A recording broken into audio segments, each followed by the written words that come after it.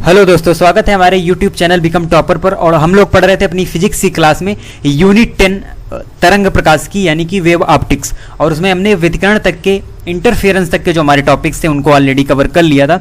और आज के लेक्चर में हम लोग पढ़ेंगे डिफ्रैक्शन ऑफ लाइट यानी कि प्रकाश का विवर्तन। तो क्या होता है प्रकाश का विवर्तन, वो देखेंगे। और इससे रिलेटेड यानी कि विवर्तन से रिलेटेड जितने भी प्रयोग हैं, एग्जाम्पल हैं, इससे रिलेटेड जो भी टर्म्स हैं, डिफिनीशंस हैं, उनको भी हम यहाँ पर डिस्कस करेंगे।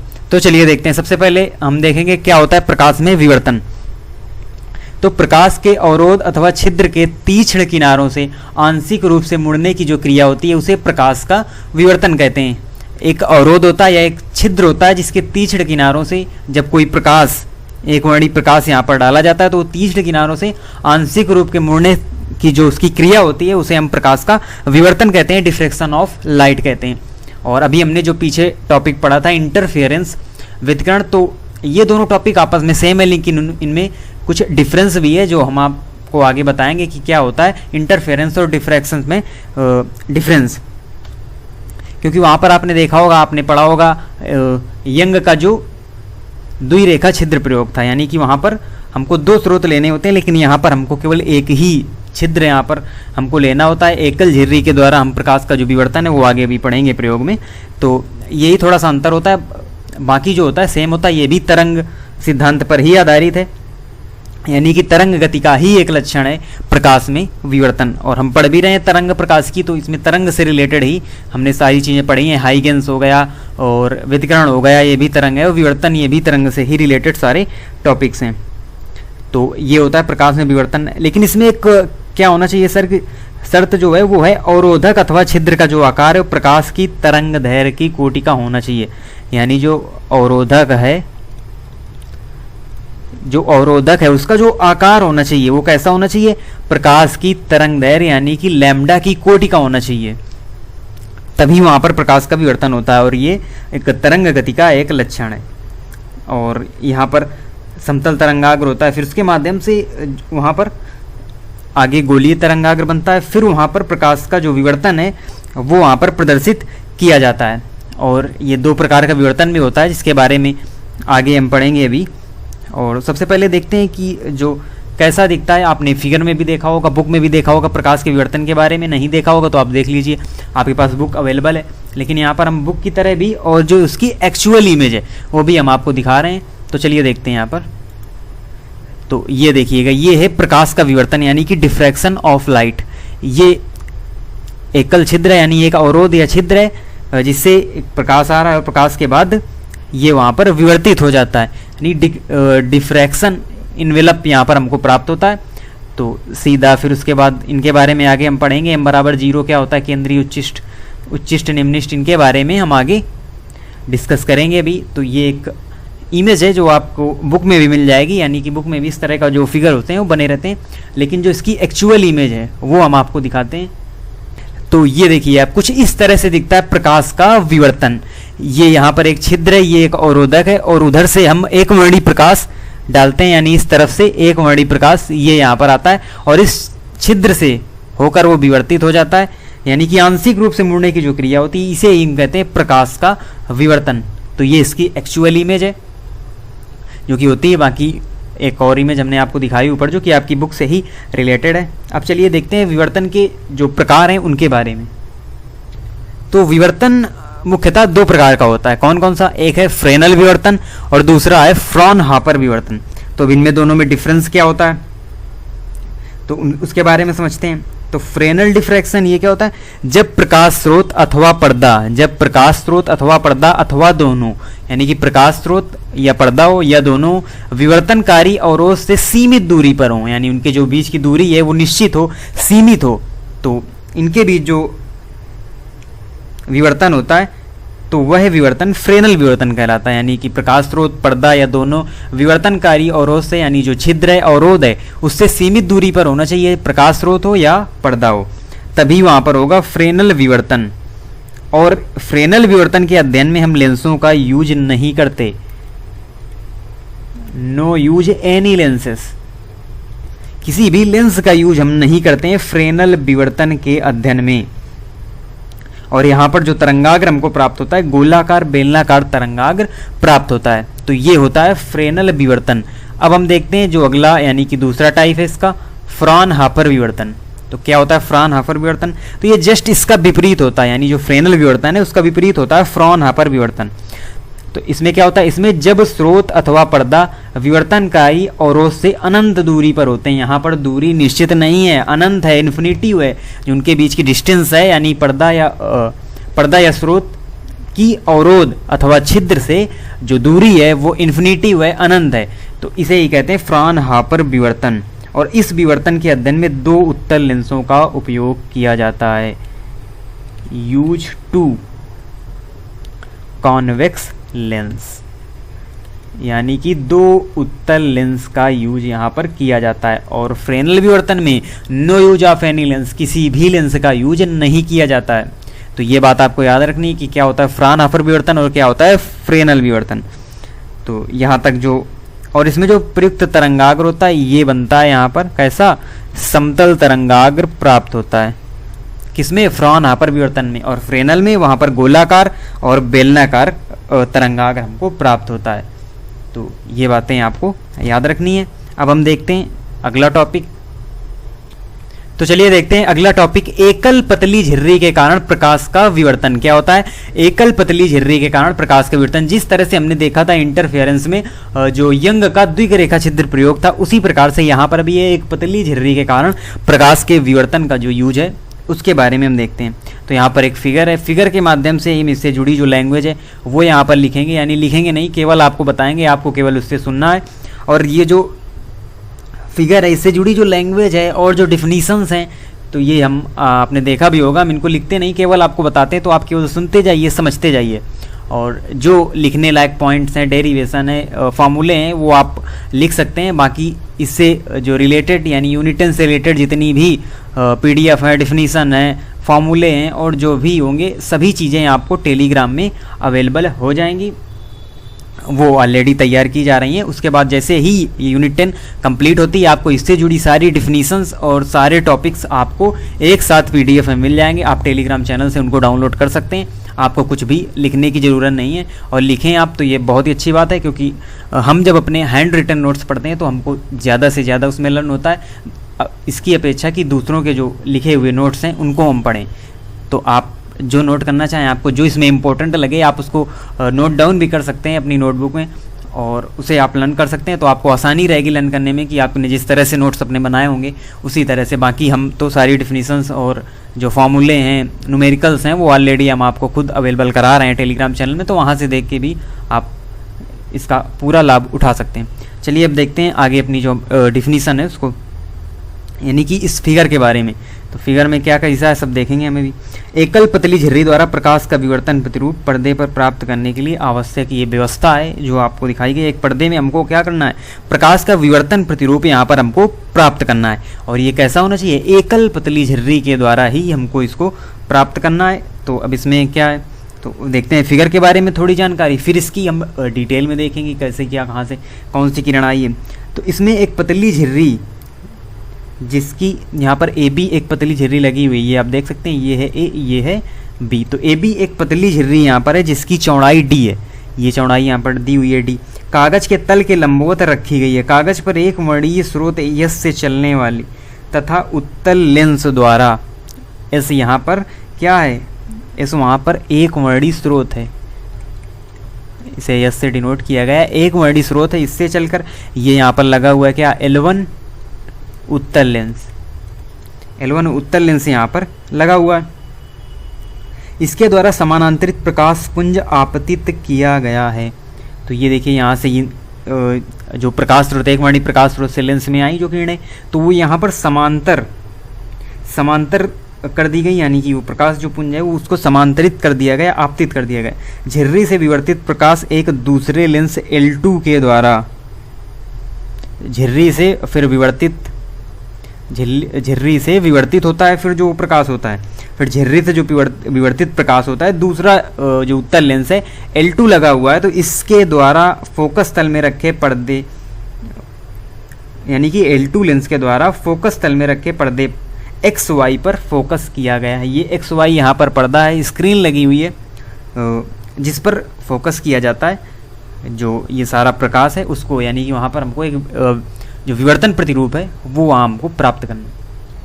अब देखते हैं इस फिगर के बारे में और जानकारी। जो यहाँ पर जो किरणें दिख रही हैं कौन सी कहाँ से क्या आई है, तो हाइगेंस के तरंग सिद्धांत के अनुसार, क्योंकि हमने आपको पहले ही बताया कि जो विवर्तन है, व्यतिकरण है, वो सभी तरंग सिद्धांत पर ही, यानी तरंग गति का ही एक लक्षण है, तरंग पर ही रिलेटेड है, वेव पर ही रिलेटेड ये टॉपिक्स हैं, इसीलिए हम इनको तरंग प्रकाशिकी के अंतर्गत ही पढ़ रहे हैं। तो यहाँ पर हाइगेंस के तरंग सिद्धांत के अनुसार, और हमने पढ़ा भी था कि हाइगेंस ने अपवर्तन, परावर्तन, व्यतिकरण और विवर्तन की व्याख्या करने में सफल रहा था। उनका जो सिद्धांत था तरंग सिद्धांत, तो उसी के अनुसार हम यहाँ पर भी उनके सिद्धांत का यूज करेंगे। यानी कि हाइगेंस के तरंग सिद्धांत के अनुसार झिर्री के प्रत्येक बिंदु से तरंगिकाएं बिना विचलित हुए सीधे निकल जाती हैं, वे लेंस द्वारा बिंदु ओ पर फोकस होती हैं। ये बिंदु ओ है, यहीं पर फोकस हो जाती हैं। जो झिर्री से तरंगिकाएं निकलती हैं, वो ये तरंगिकाएं केंद्रीय बिंदु ओ पर दीप्त बैंड बनाती हैं, जिसे मुख्य उच्चिष्ट या केंद्रीय उच्चिष्ट कहते हैं।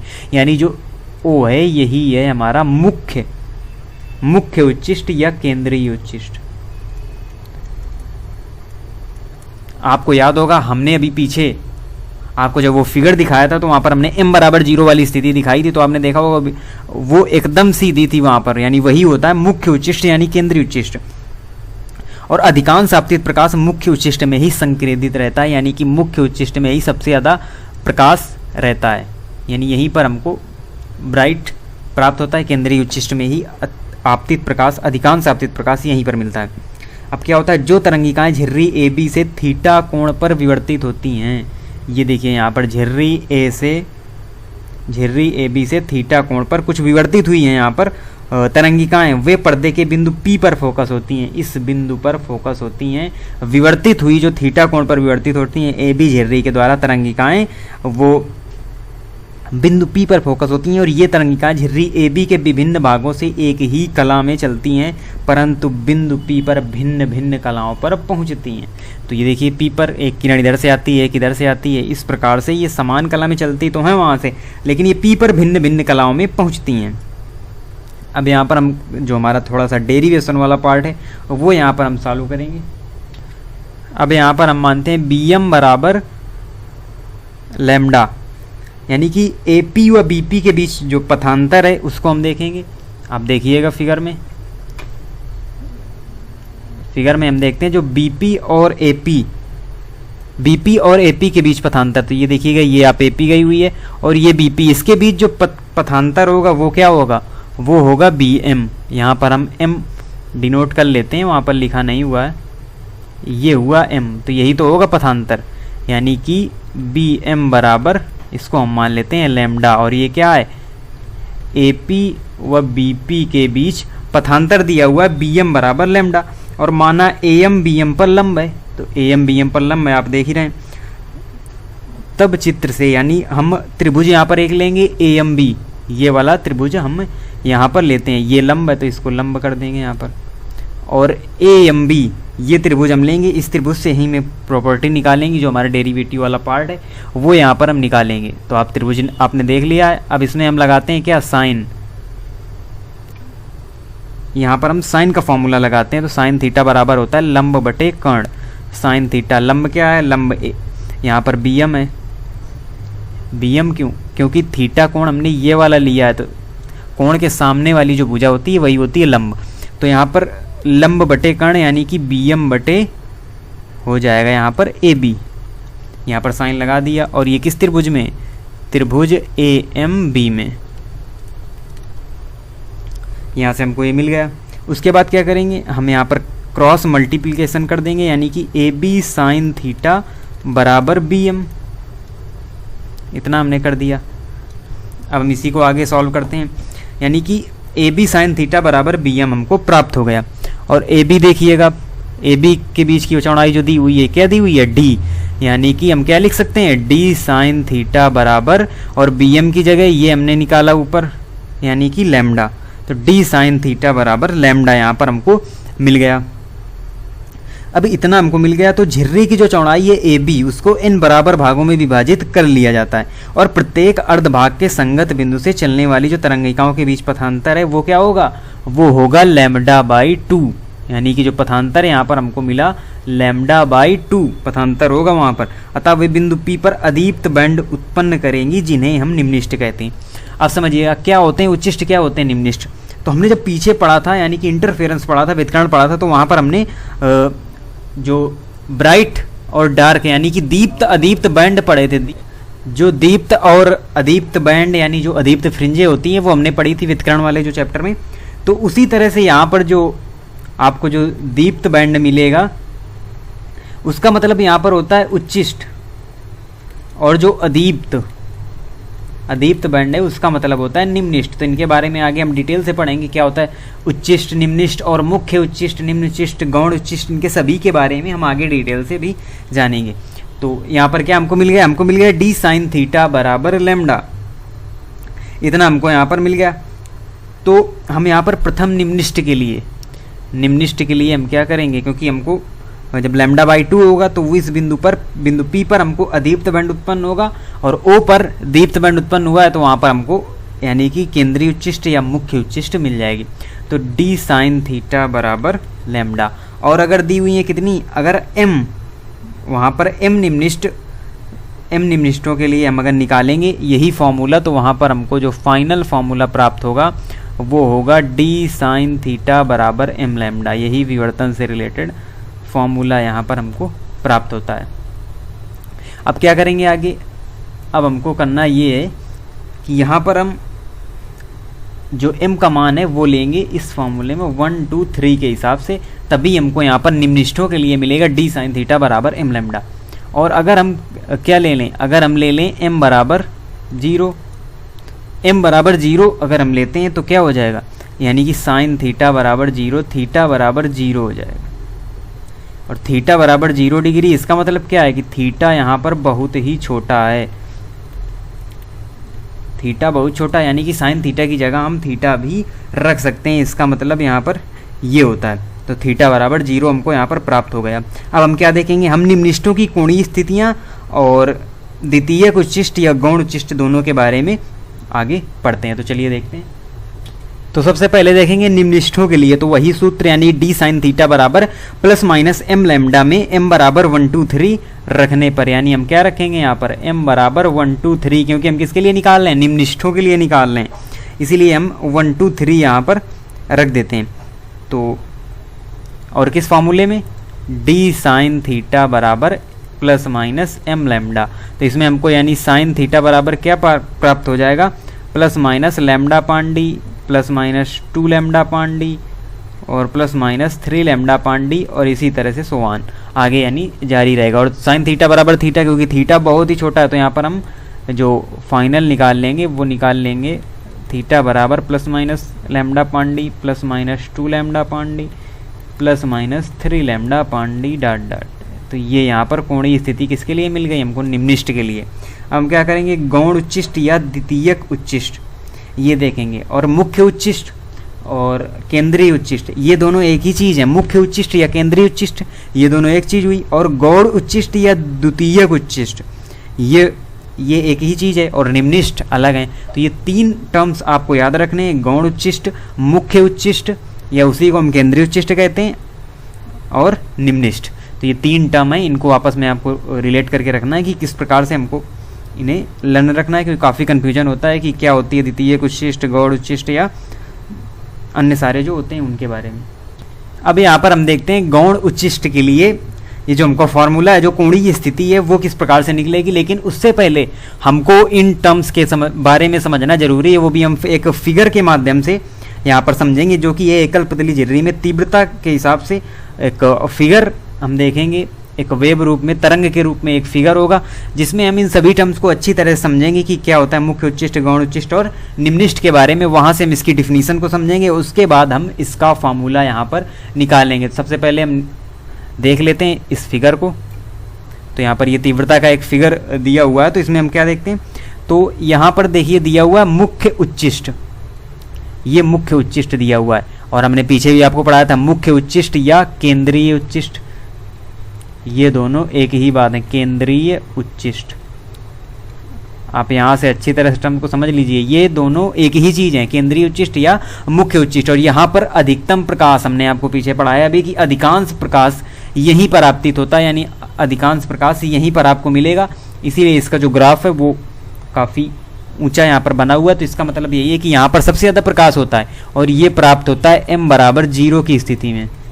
m बराबर 0 की स्थिति में प्राप्त होता है हमको केंद्रीय उच्चिष्ट या मुख्य उच्चिष्ट। अब क्या होता है गौड़ उच्चिष्ट? तो गौड़ उच्चिष्ट वो होता है, पहले समझ लेते हैं हम निम्निष्ठ के बारे में। तो निम्निष्ठ ये जो आपको नीचे ये पॉइंट दिख रहे हैं ये है निम्निष्ठ, ये निम्निष्ठ वहाँ पर लिखा भी हुआ है। ये निम्निष्ठ है जो नीचे वाले पॉइंट है, यानी कि गर्त में आप कह सकते हैं एक सुरंग गर्त के रूप में यहाँ पर दिया हुआ है फिगर। तो जो गर्त में है वही है निम्निष्ठ। अब निम्निष्ठ हो गए और केंद्रीय उच्चिष्ट हो गया, मुख्य उच्चिष्ट हो गया। अब गौण उच्चिष्ट क्या होते हैं? तो दो क्रमागत निम्निष्ठों के बीच, देखिए ये है निम्निष्ठ और इधर है निम्निष्ठ। तो दो क्रमागत निम्निष्ठों के बीच भी कुछ प्रकाश पहुंचता है जहां कम चमकीले उच्चिष्ट बनते हैं, उन्हें गौड़ उच्चिष्ट या द्वितीयक उच्चिष्ट कहते हैं। तो जिसे गौड़ उच्चिष्ट कहते हैं या द्वितीयक। प्राथमिक कौन हो गया? प्राथमिक तो खुद केंद्रीय हो गया, मुख्य हो गया। इसीलिए जो गौण उच्चिष्ट होते हैं उन्हें यही कहते हैं हम द्वितीयक, और ये कम चमकीले होते हैं। दो निम्निष्ठों के बीच जो कुछ प्रकाश बच जाता है वो कम चमकीला प्रकाश, उसे यही हम कहते हैं गौड़ उच्चिष्ट। और जो मुख्य उच्चिष्ट होता है उसमें प्रकाश अधिक, यानी वहाँ पर अधिक चमकीले उच्चिष्ट बनते हैं। तो आपको आई होप आपको अच्छी तरह समझ में आ गया होगा इन टर्म्स के विषय में क्या इनमें डिफरेंस है और किसको क्या कहते हैं। अब इससे रिलेटेड जो फॉर्मूला है वो यहाँ पर हम जो इसकी स्थिति है वो निकालते हैं गौण उच्चिष्ट के लिए। तो इसके लिए जो फॉर्मूला होता है वो है डी साइन थीटा बराबर plus minus 2m+1 lambda by 2। हमने आपको पीछे पढ़ाया था निम्निष्ठों के लिए जो, तो उसी से रिलेटेड यहाँ पर गौण उच्चिष्ट की कोणीय स्थिति का ये फॉर्मूला, ये थीटा है यहाँ पर। तो यहाँ पर हम जो m लेंगे 1 2 3 ही लेंगे, हमको शून्य नहीं लेना है। शून्य अगर हम ले लेंगे तो हमको गौड़ उच्चिष्ट कहाँ मिलेगा? हमको तो मिलेगा केंद्रीय उच्चिष्ट। लेकिन यहाँ पर हमको क्या निकालना है? गौड़ उच्चिष्ट। इसीलिए हम यहाँ पर 1 2 3 लेंगे और थीटा बहुत ही छोटा है। तो जो यहाँ पर फाइनल फार्मूला यहाँ भी बनेगा वो बनेगा थीटा बराबर प्लस माइनस 3 लैम्डा। यहाँ पर हम 1 2 3 रखेंगे, यानी 1 पहले फिर 2 फिर 3। तो उसी प्रकार से हमको यहाँ पर स्थितियाँ मिलती जाएंगी। प्लस माइनस 5 लैम्डा अपान 2d प्लस माइनस 7 लैम्डा अपान 2d, और इसी तरह से सोमान जारी रहेगा। तो ये कोणीय स्थिति है किसके लिए? गौण उच्चिष्ट के लिए। तो ये हमारे टॉपिक यहाँ तक कंप्लीट होते हैं। अब हम देखते हैं लास्ट टॉपिक आज के लेक्चर का। अब हम देखते हैं मुख्य उच्चिष्ट या केंद्रीय उच्चिष्ट की कोणीय चौड़ाई क्या होती है। जैसे हमने पिछले चैप्टर में इंटरफेरेंस वाले चैप्टर में पढ़ा था फ्रिंजों की कोणीय चौड़ाई, वैसे ही यहाँ पर हम देखेंगे मुख्य उच्चिष्ट या केंद्रीय उच्चिष्ट की कोणीय चौड़ाई क्या होती है। तो मुख्य उच्चिष्ट या केंद्रीय उच्चिष्ट के दोनों ओर प्रथम निम्निष्ठों के बीच की कोणीय दूरी को मुख्य उच्चिष्ट की कोणीय चौड़ाई कहते हैं। तो क्या हुआ? ये हुआ कि दोनों ओर जो प्रथम निम्निष्ठ हैं, केंद्रीय उच्चिष्ट यानी मुख्य उच्चिष्ट, हमने पीछे जो फिगर देखा था उसमें सबसे ऊंचा वाला था वही है मुख्य उच्चिष्ट। तो उसके दोनों ओर प्रथम निम्निष्ठों के बीच की जो कोणीय दूरी है उसी को मुख्य उच्चिष्ट की कोणीय चौड़ाई कहते हैं। और इसका जो फॉर्मूला होता है वो क्या होता है? वो होता है 2 थीटा बराबर 2 लैम्डा अपान डी। ये होता है फार्मूला किसका? कोणीय चौड़ाई का। और अगर हम बात करें गौड़ उच्चिष्ट की कोणीय चौड़ाई की तो वो होता है केवल लैम्डा बाई डी। और ये किसकी है? ये गौड़ उच्चिष्ट की कोणीय चौड़ाई है। और ये है मुख्य उच्चिष्ट की कोणीय चौड़ाई 2 थीटा बराबर 2 लैम्डा अपान डी। अब ये तो यहाँ पर मेन फॉर्मूला हो गया, लेकिन इससे रिलेटेड अगर हमको अन्य टर्म्स दिए हुए हैं तो हम इसको फार्मूले को उसी प्रकार से यहाँ पर बदल लेते हैं। जैसे हमको झिर्री और पर्दे के बीच की दूरी, यानी इसका पहली नंबर कंडीशन हम यहाँ पर करते हैं, झिर्री और पर्दे के बीच की दूरी हमको डी दी गई है। और क्या दिया गया? पर्दे पर मुख्य उच्चिष्ट की रेखीय ऊंचाई पूछी गई। तो इसी प्रकार से 2x बराबर 2 लैम्डा अपान डी इंटू डी। तो इस प्रकार से भी एक फार्मूला बन जाएगा इसका। और फिर सेकंड नंबर जो यहाँ पर देखते हैं उसमें क्या दिया हुआ है? अब हमको दिया हुआ है फोकस लेंस की फोकस दूरी f। अब जैसे हमको f दे दिया गया, तब हमको मुख्य उच्चिष्ट की रेखीय चौड़ाई निकालनी है। तो हम फिर फार्मूला यहाँ पर लगाएंगे 2 लैम्डा अपान डी इंटू एफ। ये भी एक फार्मूला बनता है। अब यहाँ पर एक स्पेशल बात आती है, वो क्या आती है? तो यहाँ पर इसको नोट लगा के आप नोट कर सकते हैं। यदि d बराबर लैम्डा हो, यानी जो बीच की दूरी है स्मॉल d वो लैम्डा के बराबर हो, तो क्या होगा, तो प्रथम निम्नलिखित मुख्य उच्चिष्ट से 90 डिग्री पर स्थित होगा। 90 डिग्री पर स्थित होगा प्रथम निम्नलिखित मुख्य उच्चिष्ट से, अर्थात पूरा स्थान मुख्य उच्चिष्ट से भर जाएगा। यानी अगर d बराबर हो जाए लैम्डा के, तो जो पूरा स्थान है वो मुख्य उच्चिष्ट से ही भर जाएगा। तो ये भी एक स्पेशल पॉइंट है इसका, ये आपको याद रखना है कि फिर वहाँ पर निम्नलिखित जैसी कोई स्थिति नहीं बनेगी। अगर d लैम्डा के बराबर हो गया तो 90 डिग्री पर स्थित होगा मुख्य उच्चिष्ट से प्रथम निम्नलिखित, और जब 90 डिग्री में स्थित होगा तो पूरा स्थान वहाँ पर मुख्य उच्चिष्ट से ही भरा हुआ होगा और वहाँ पर कोई भी निम्नलिखित वाली स्थिति नहीं बनेगी। तो यहाँ तक था आज का लेक्चर जो हमारा है वो यहीं तक हम इसको रखते हैं। और इससे जुड़े जो अन्य टॉपिक हैं, यानी वितरण और विवर्तन में अंतर है, फ्रेनल दूरी है, अन्य जो इससे रिलेटेड टॉपिक्स हैं, और जो ध्रुवण के भी कुछ टॉपिक्स हमको पढ़ने हैं, कुछ तो हटा ही दिए गए, लेकिन कुछ जो पढ़ने हैं उनको हम पढ़ेंगे अगले लेक्चर में। तो आप इसी तरह से क्लास से जुड़े रहिए और निरंतर अपनी पढ़ाई को लगातार जारी रखिए। धन्यवाद।